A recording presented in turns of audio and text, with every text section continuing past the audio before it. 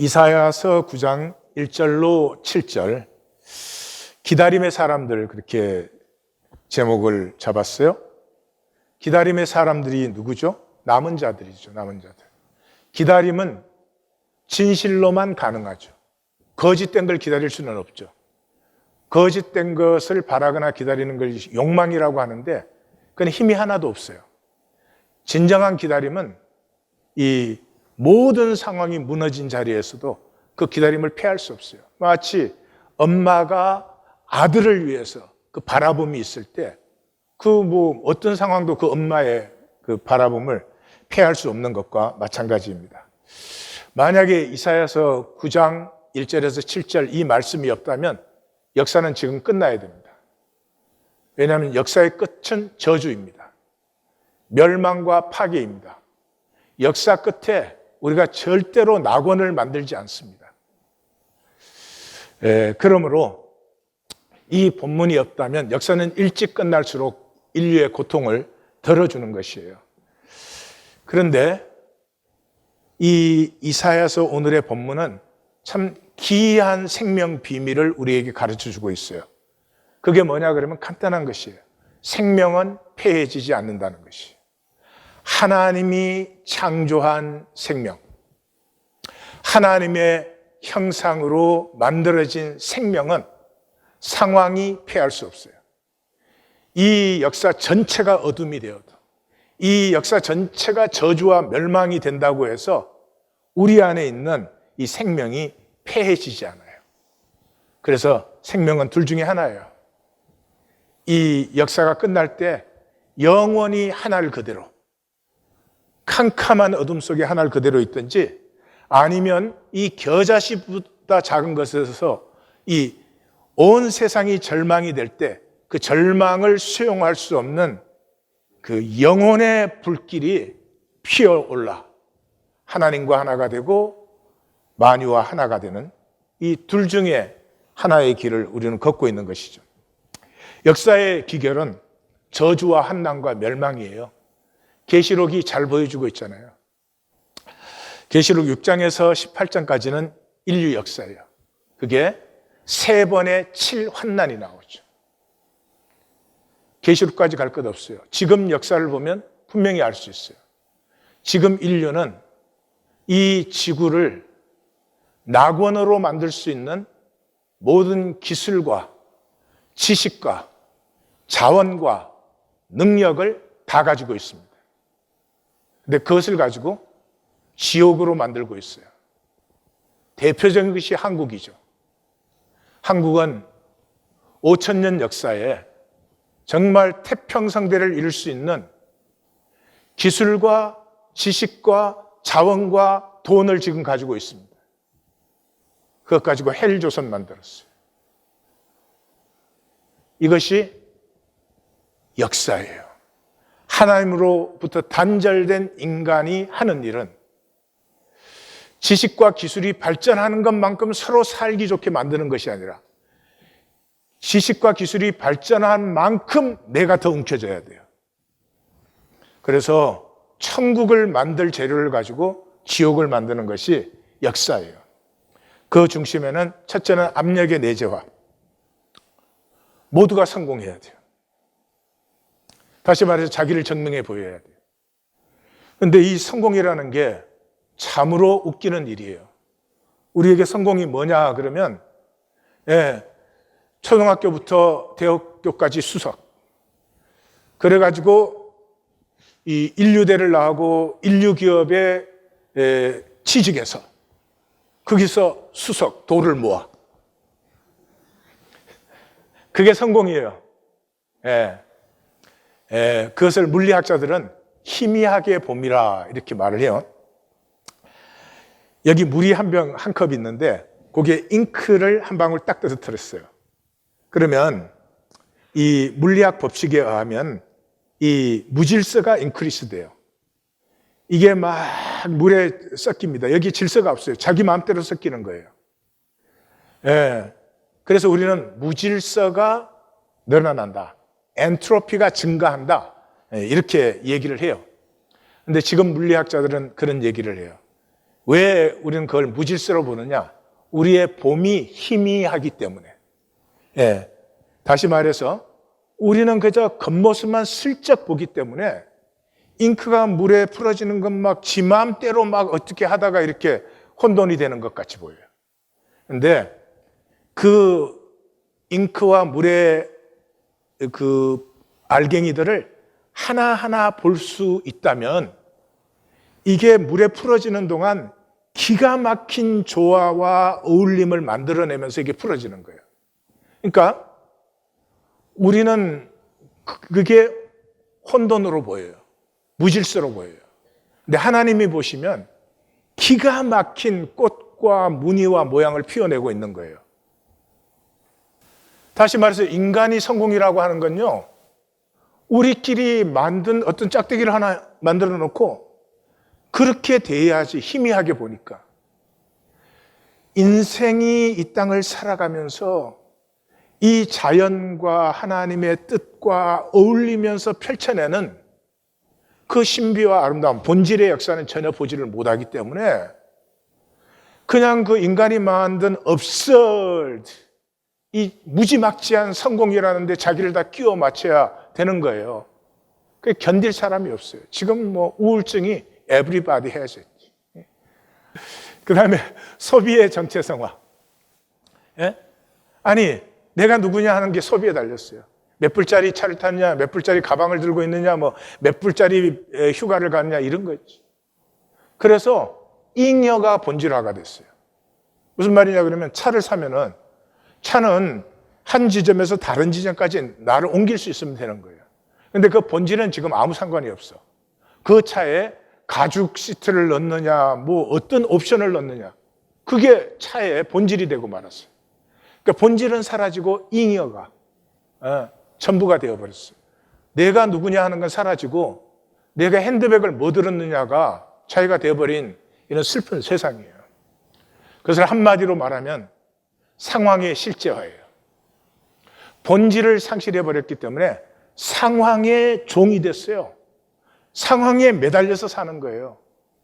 근데 상황은 누구 상황이에요? 자기 상황이, 자기 상황. 예. 자기가 볼 때는 이게 무질서로 보여요. 하나님이 보시기에는 지금 위대한 일을 이루는 과정으로 보일 수 있어요. 그래서 자기 중심으로 자기 상황에 사로잡혀가지고 완전히 종노릇을 해요. 우리 하나님 교회에서는 앞으로 이렇게 말씀하지 마십시오. 아, 지난주에는 제가 출근을 해야 됐기 때문에 예배를 못 왔습니다.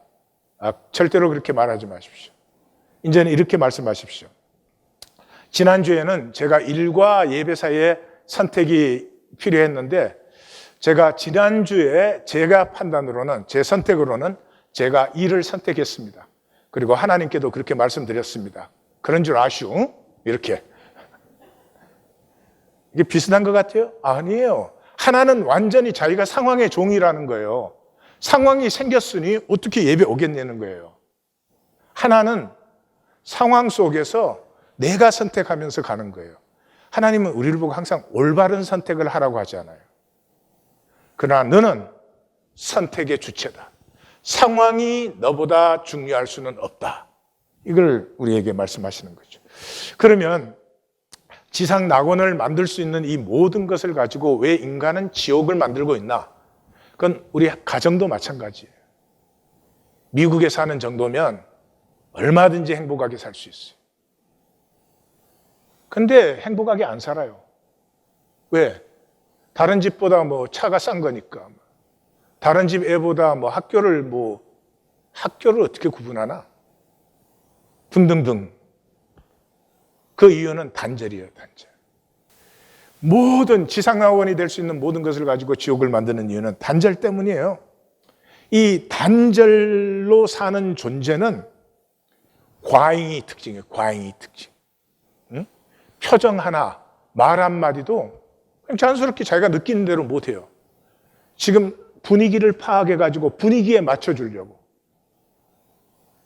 그래, 얼마나 피곤하고 얼마나 허무해요? 이 단절된 자아를 에고라고 합니다. 에고는 react 하는 거예요. 반응하는 거거든요. 그러니까 모든 상황에 리액트 하다가 끝나버려요. 그러니까 이 피곤이 말로 다 할 수가 없어요. 그래서 현대인은 쉬고 나면 쉬어야 돼요. 휴가 갔다 오면 보통 피곤한 게 아니야. 자, 그래서 솔로몬은 일찍이 얘기를 했어요. 모든 만물의 피곤을 사람이 말로 다 할 수 없나니 눈은 보아도 족함이 없고 귀는 들어도 가득 차지 아니하도다. 이게 뭐예요? 단절이에요. 단절 센 사람은 자기가 지금 본다고 생각을 해요. 자기가 뭘 듣는다고 생각을 해요. 그냥 봄도 들음도 없어요. 자기 에고로 반응하고 있을 뿐이에요. 예, 그 실체와 아무 상관없이 자기 에고의 반응이에요. 자기 에고의 반응이니까 어떻게 해요? 똑같은 반응이 반복돼요. 그래서 이렇게 말해요. 이미 있던 것이 후에 다시 있겠고 이미 한 일을 후에 다시 할지라. 하나님의 실제는 같은 것이 없어요. 이 꽃이 아마 수억만 번 이 꽃이 피었겠죠. 그러나 한 꽃도 같지 않아요. 그러나 에고로 반응하는 사람은 상황이 뭐든 실제가 뭐든 항상 똑같이 반응하니까. 네. 그러니 해 아래 새 것이 없대. 무엇이든지 내 눈이 원하는 것과 내가 금하지 아니하며 무엇이든지 내 마음이 절거하는 것을 내가 막지 아니하였으니 이는 나의 모든 수고를 내 마음이 기뻐하였습니다. 이게 에고의 무제경이에요. 진정한 기쁨도 만족도 모르는데요. 그냥 그 상황에서 내 마음대로 돼야 되는 거죠. 그래서 내 눈이 원하고 내 마음이 즐거워하는 걸 평생 다 했어요. 그 우리예요. 다 마음대로 하시잖아요. 다 마음대로 하시잖아요. 내 마음을 조금 내려놓고 하나님 말씀대로 살아보세요. 내가 아무리 절박하고 그것을 원해도 하나님 말씀 앞에 나를 내려놓으세요? 아니에요. 내 눈이 원하고 내 마음이 즐거워하는 걸 다 해요. 그런데 생애 끝에, 우리의 생애는 짧고 금방 끝이 옵니다. 그 후에 내가 본즉 내 손으로 한 모든 일과 내 수고한 모든 것이 다 헛되어 바람을 잡으려는 거죠. 왜? 상황에 전부 반사했으니까. 실제가 아무것도 없어요. 무익한 것이로다. 해결은 어디에 있습니까? 접붙음에 있습니다. 접붙음은 다른 어떤 것으로도 되지 않습니다. 인간의 모든 노력, 종교 그런 것으로 되지 않습니다. 오직 진실. 진실일 때만은 생명과 생명은 연결되는 것입니다. 실제가 회복되는 것이죠. 그러므로 접붙는 유일한 길은 기다림과 바라봄이에요. 기다림이 있을 때 생명은 초점화됩니다. 그렇죠? 우리가 자녀 양육할 때 자녀를 향해서 우리의 마음이 점점점 더 간절해지죠. 그래서 초점이 선명해집니다. 기다리는 사람은 알아요. 내가 정말로 원하는 게 뭔가? 사랑받기죠. 사랑받고 싶은 거죠. 근데 진정한 사랑이 주님 외에 받을 수 있는 데가 있습니까? 또 인정받고 싶죠. 우리 모두는 인정이 필요해요. 그런데 내 조건이 아니라 내 조건이 어떠하든지 내 존재, 내 자신 자체를 인정해 주시는 분이 주님 외에 있습니까? 나는 의롭고 싶고 선하고 싶어요. 그런데 육체로 이 세상을 살면서 의롭고 선할 수 없어요. 마치 올림픽 출전 준비를 하는 사람이 수없이 넘어지는 것과 마찬가지예요. 우리는 하나님 나라에 들어갈 때까지는 넘어지는 사람들. 세상에서는 넘어지면 잔인합니다. 대번의 판단 정죄, 너는 아무것도 아니고 무능하고 무익한 것이고 이렇게 되죠. 근데 그 자리에서 하나님은 뭐라 그래요? 예, 넘어지는 게 당연한 거야. 넘어지게끔 내가 만든 거야. 그렇게 넘어지는 동안에 너의 생명은 더 아름다워지고 있고 더 빛나는 보석이 되어가고 있어. 생명이 초점화되면 내가 원한 것은 주님뿐이었구나. 그걸 알아요. 이 기다림과 바라봄을 통해서만 인격적 연합, 사랑의 하나됨이 이루어져요. 이걸 너무너무 아름답게 표현한 사람이 너사니엘 호손이에요. 큰바위의 얼굴. 어네스트가 그 얼굴을 기다려요. 재벌이 오고 장군이 오고 정치가가 오고 시인이 왔지만 그런 인간적인 성공이나 성취로 되는 게 아니에요. 그 사람들이 다 지나간 뒤에 어네스트가 석양을 등지고 서서 마을 사람들에게 얘기를 들려주는데 그때 그 얘기를 듣던 시인이 보라, 큰바위의 얼굴이로다. 신앙생활은 중심의 진실로 하나님을 바라보는 것이에요. 주님을 기다리는 것이에요. 그게 없으면 내 몸을 불사르게 내어준들 무슨 유익이 있겠습니까? 이 접붙음, 생명의 하나됨이 일어나면 안식이 회복돼요. 안식이 회복되면 새 능력과 새 기운이 솟아나기 시작해요. 그래서 이사야 선지자는 이걸 독수리 같이 날아오른다 그러고 예수님께서는 이제 생수의 강이 솟구쳐 오른다 이렇게 말했어요. 여기에 요구되는 건 딱 하나예요. 진실이에요. 저는 도무지 신기합니다. 진실 없이 왜 평생에 교회를 다닐까? 성화도 능력도 일어나지 않아요. 여기 와서 인간 게임을 해요. 에고 게임을 해요. 하는 게 나쁜 건 아닌데요. 짧은 인생에 왜 그런 짓을 하고 있는 거냐 이 말이죠.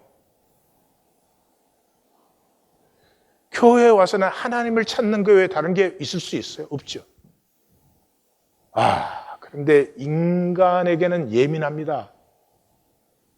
오늘 우리 가운데 하나님이 무슨 일을 했는지는 몰라요. 보지도 못하고 듣지도 못하는데도 인간에게는 예민해요. 저 사람이 나한테 인상을 썼다 안 썼다, 웃었다, 시편 131편. 여호와여 내 마음이 교만하지 아니하고 내 눈이 오만하지 아니하오며 내가 큰 일과 감당하지 못할 놀라운 일을 하려고 힘쓰지 아니하나이다.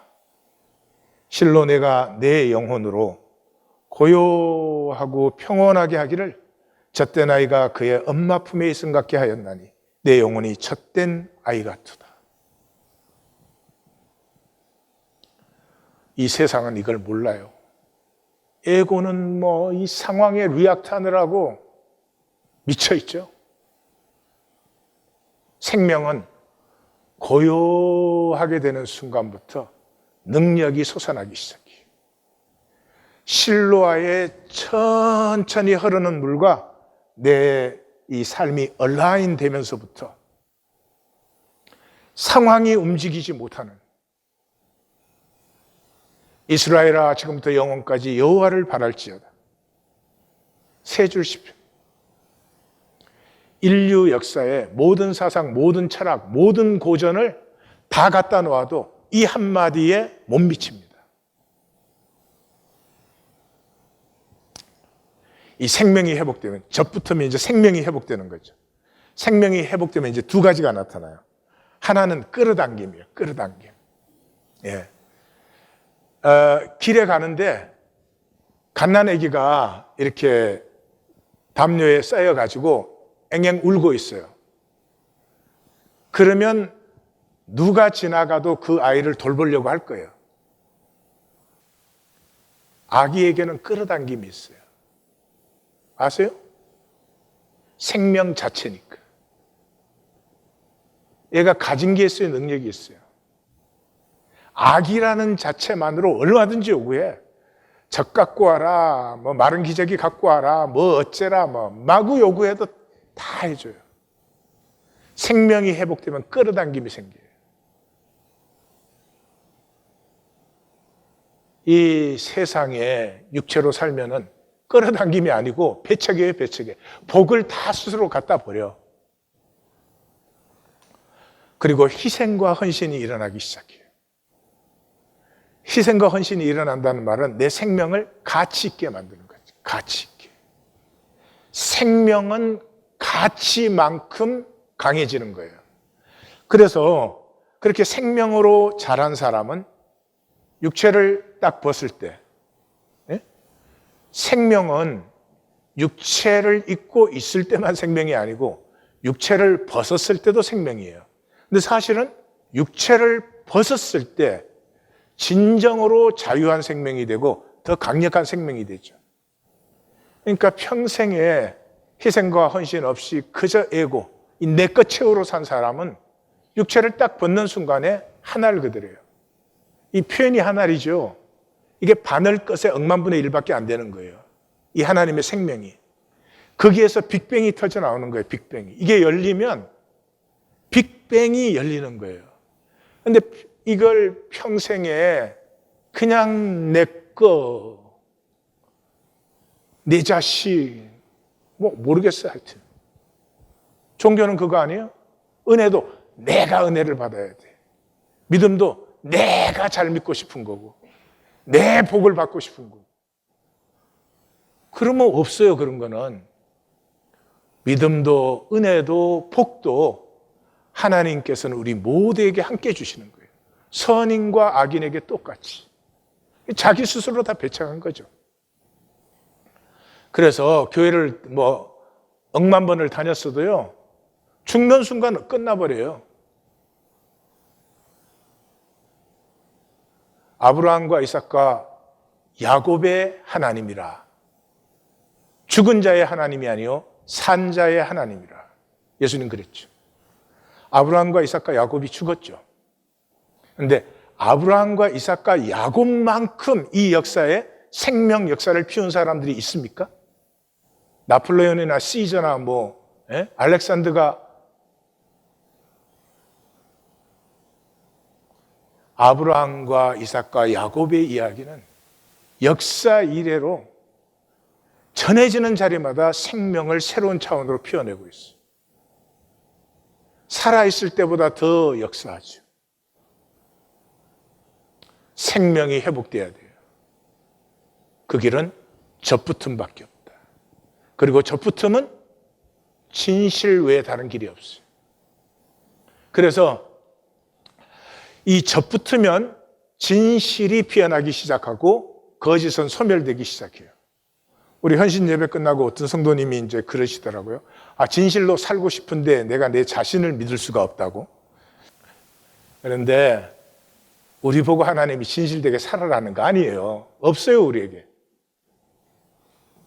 내 생명이 하나님의 생명과 접붙으면 거기에서부터 진실이 피어나기 시작해요.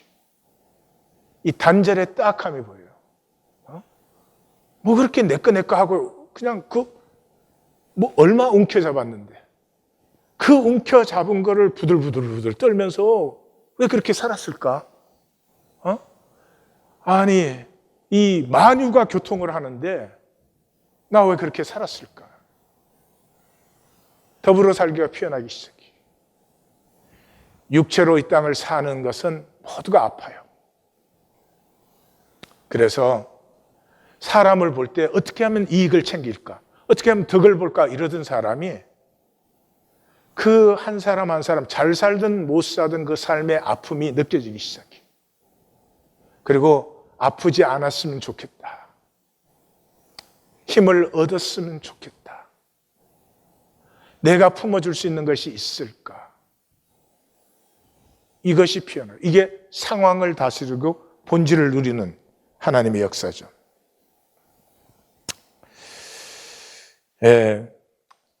나라가 멸망했고 다윗의 왕위가 끝났고 시온은 항폐했고 성전이 파괴된 자리. 이제는 절망과 황폐와 환난과 흑암밖에 없는 그 자리에서 이 인류가 가지고 있는 꿈, 피할 수 없는 꿈이 피어나는 것이죠. 이 예수님이 오른뺨을 때리며 왼뺨을 돌려대라 이렇게 했잖아요. 그것을 이 종교는 그렇게 생각을 해요. 그렇게 뭐 사랑으로 선하게 그렇게 도덕적으로 살아라 그런 얘기를, 왜냐하면 그 차원에 있으니까. 예수님이 그런 도덕 가르치려 이 땅에 오셔서 죽으셨겠어요? 아니죠. 오른뺨을 때린 사람 왜 때려요? 자기가 상황을 주도하기 위해서, 자기가 힘이 세고 자기가 이 힘과 폭력을 가할 수 있으면 상황이 자기 뜻대로 되는 거 아니에요. 그런데 본질의 사람은 오른밤을 딱 때리면 네가 나 때렸다고 한다고 상황이 네 마음대로 되는 것도 아니고 내가 네 뜻대로 되는 것도 아니야. 필요하면 왼밤도 때려. 상황이라는 게 본질의 터럭 하나를 건드릴 수 없어. 이 자유를 얘기하는 것이죠. 이 자유가 피어나는 노래, 히브리 노예들의 합창을 듣겠습니다.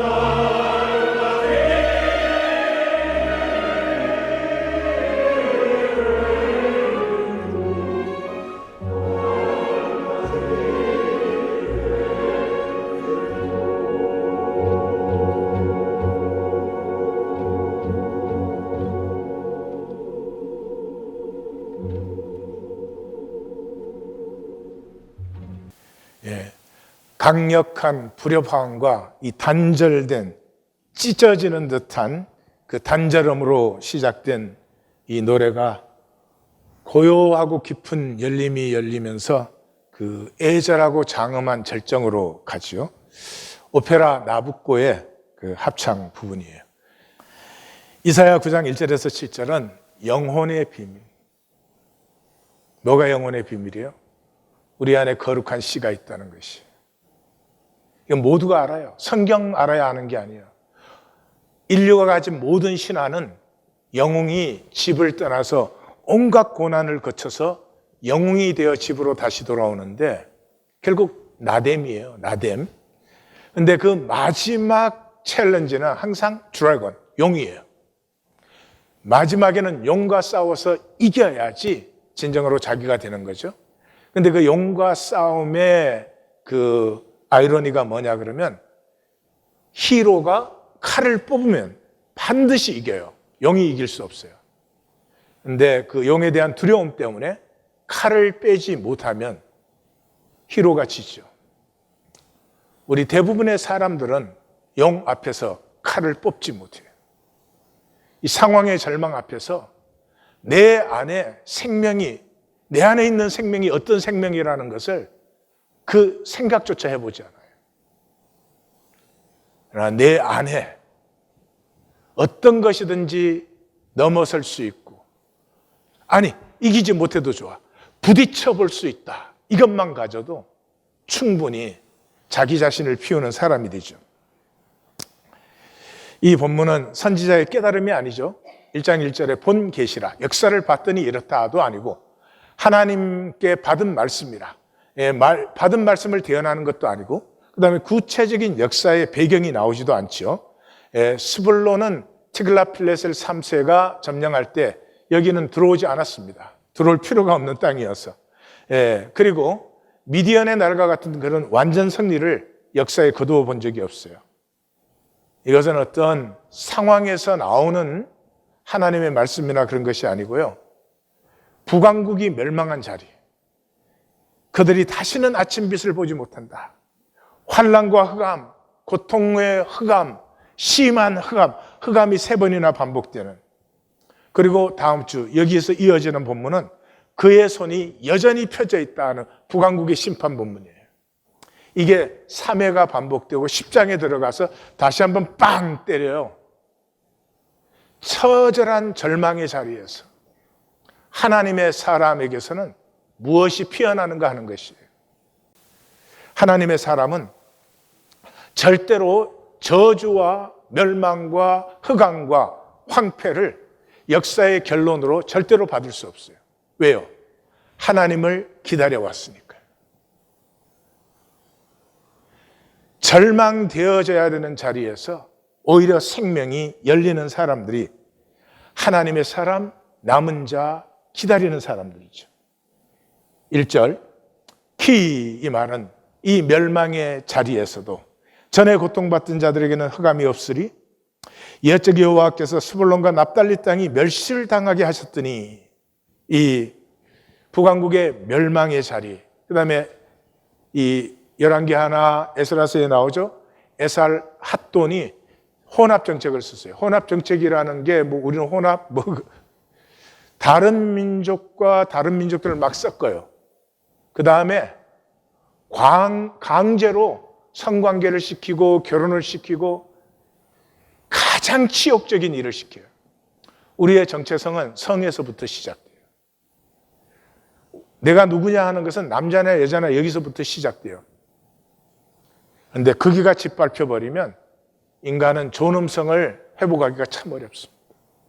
그 치욕의 자리에 그러나 후에 해변길과 요단 저쪽 이방의 갈릴리, 해변길이라고 하는 것은 이 해변의 군사대로를 말하는 것이고, 트랜스 조던에는 킹스 하이웨이라고 불리는 왕의 대로가 있어요.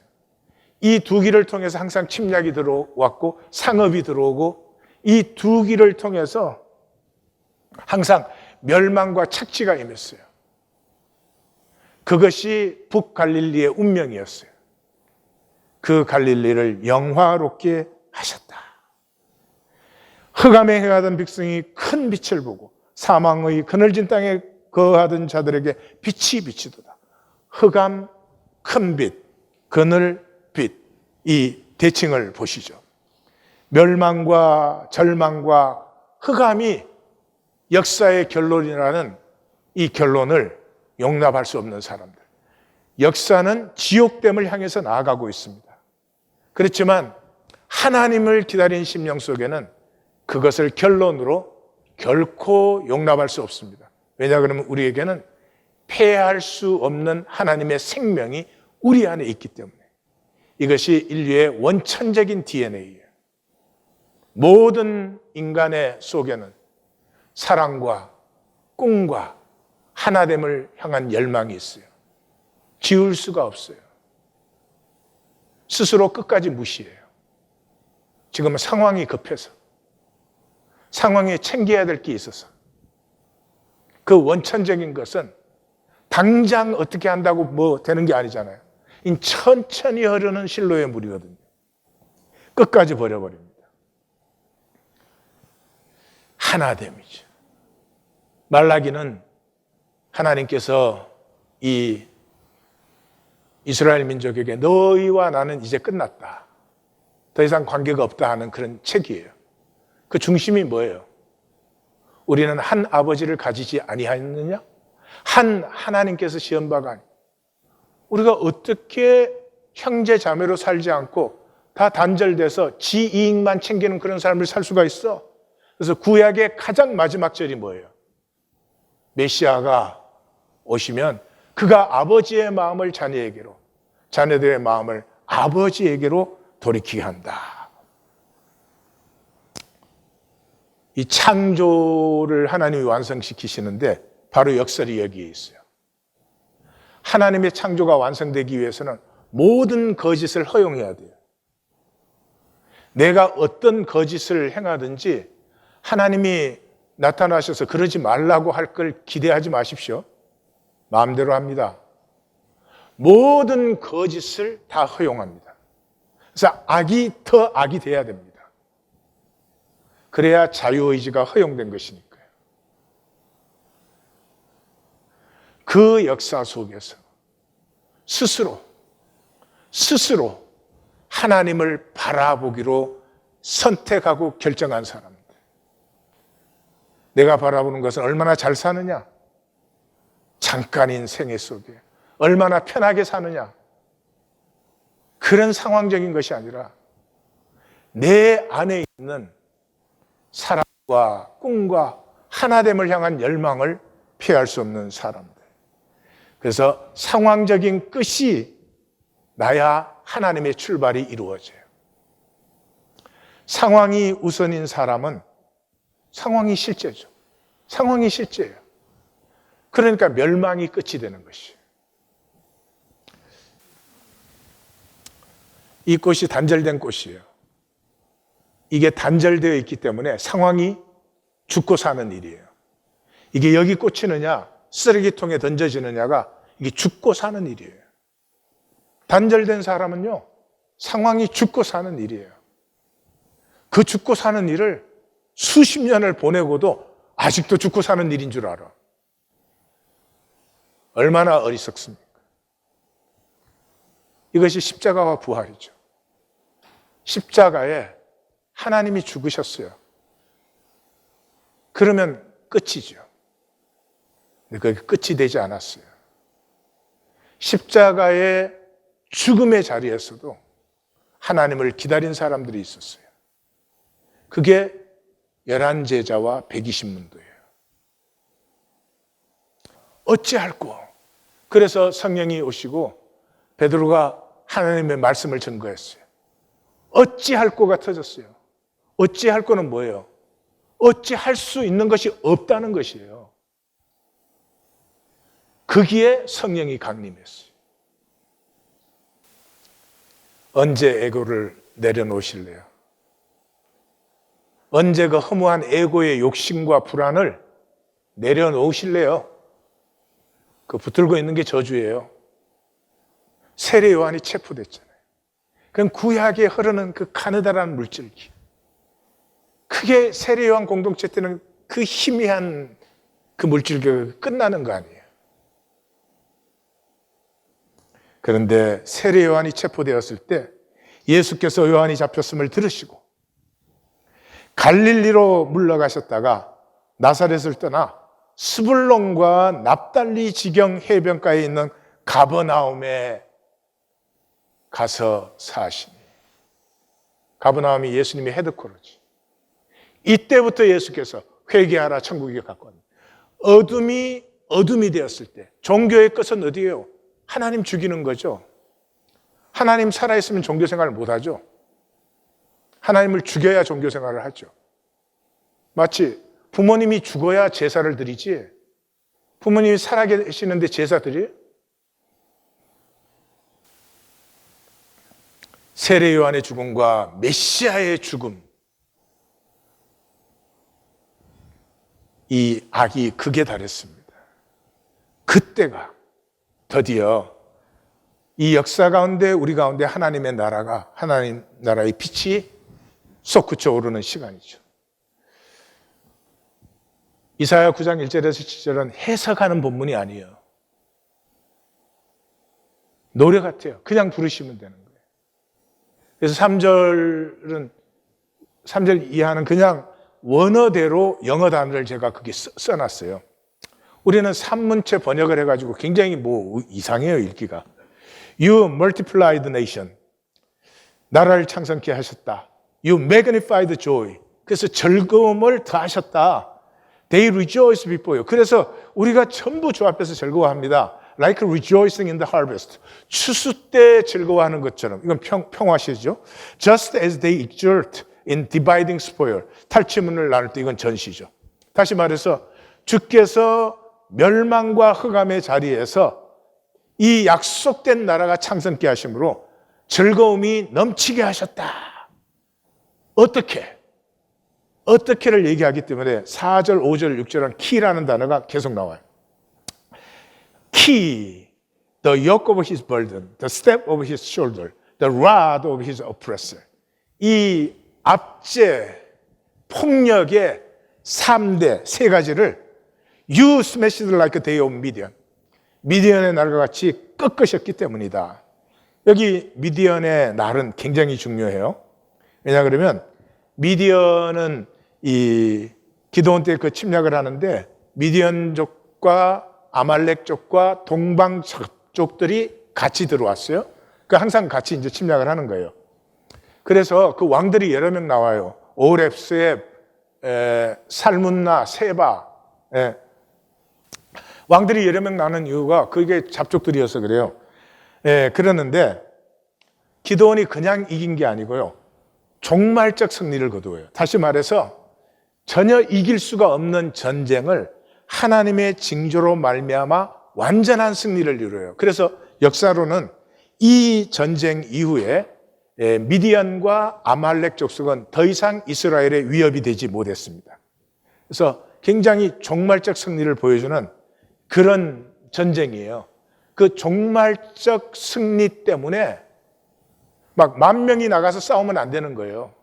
3명이 나가서 이겨야 되는 전쟁이에요. 그걸 보여주는 거예요. 그래서 이제 이스라엘이 7년 동안 이 미디안과 아말렉의 압제를 당해요. 추수 때마다 와서 뺏어가는 거예요. 그래서 하나님이 이제 기드온에게 이스라엘을 구원하라 그랬죠. 그러니까 기드온이 얼른 집에 가서 재물을 갖고 와서 바위 위에 고기와 무교봉을 얹고 그 징조를 보여달라 그래요. 그러니까 천사가 국을 부어라. 국을 부었으니까 흠뻑 젖었죠. 근데 바위에서 불이 나와서 딱 살라버려요. 그러면서 너 바알의 단을 무너뜨리고 아세라상을 찍어버리고 여호와의 제단을 세워라 그래요.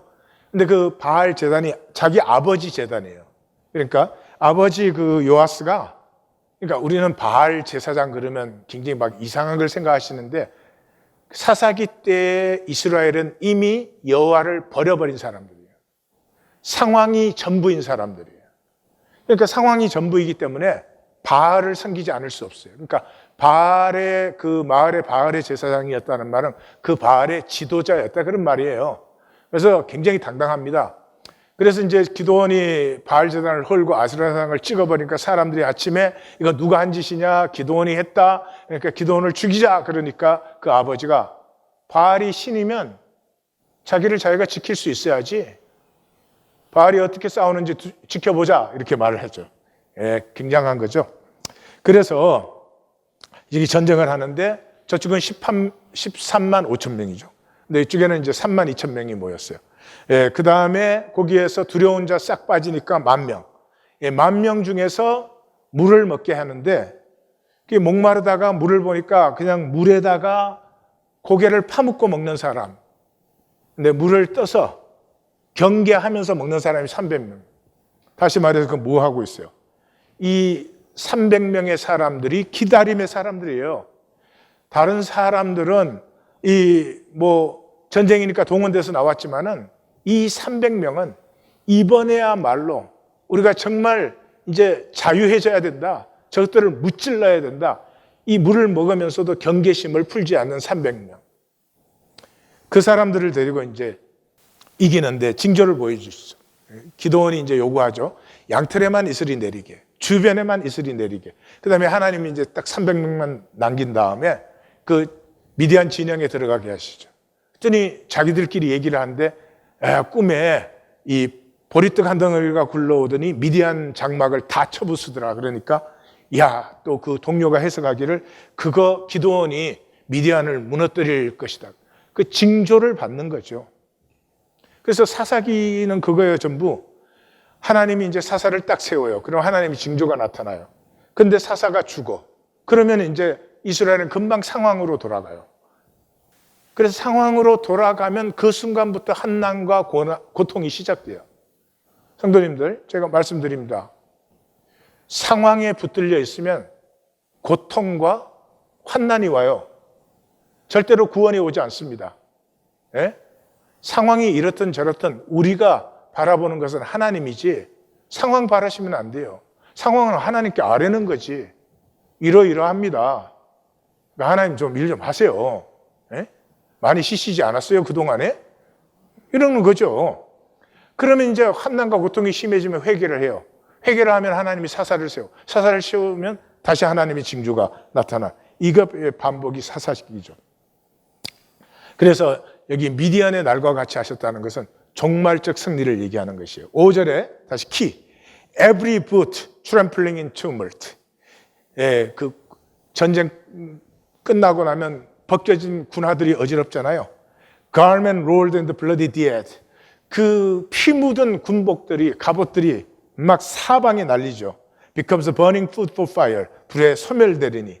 다시 말하면 전쟁의 고통은 흔적까지, 기억까지 사라지는 완전한 평화가 임해요.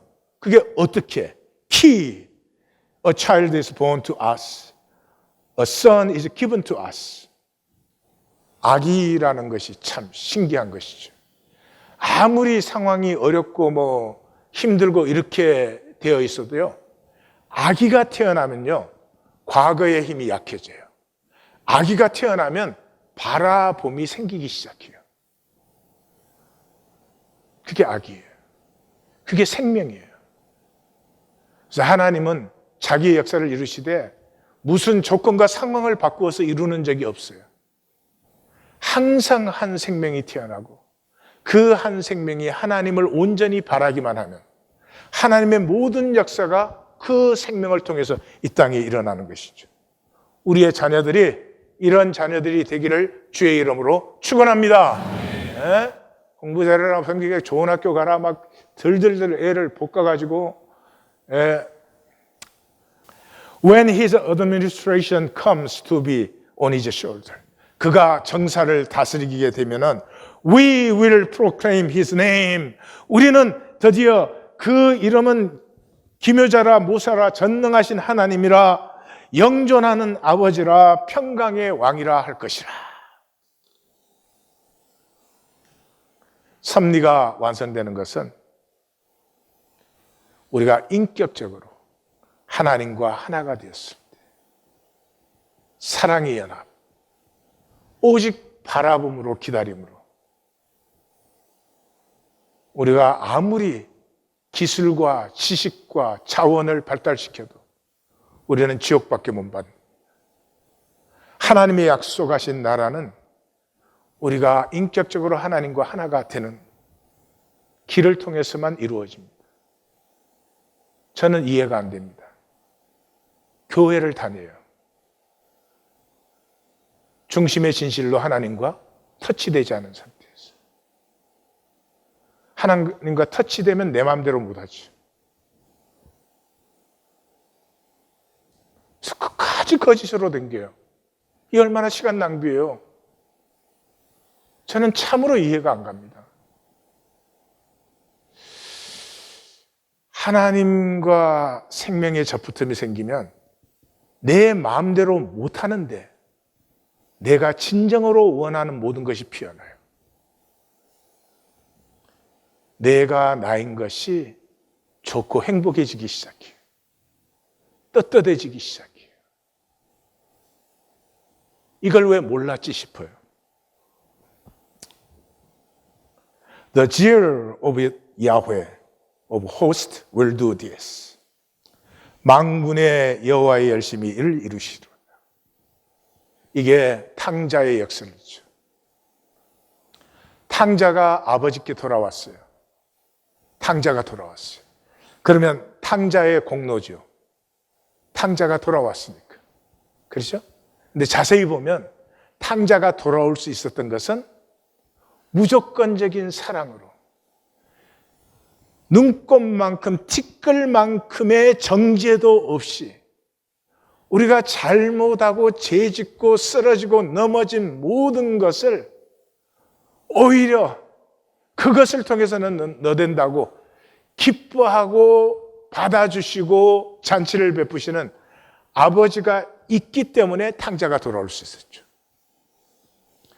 그러니까 탕자가 돌아왔는데 돌아온 공은 사랑의 아버지에게 있어요. 만군의 여호와의 열심히 이를 이루시리로다. 우리 가정마다 좀 만군의 여호와께서 우리의 가정을, 우리 가정 가운데 하나님의 일을 이루셨도다 하는 2022년이 되시기를 주의 이름으로 축원합니다. 기도하십시다.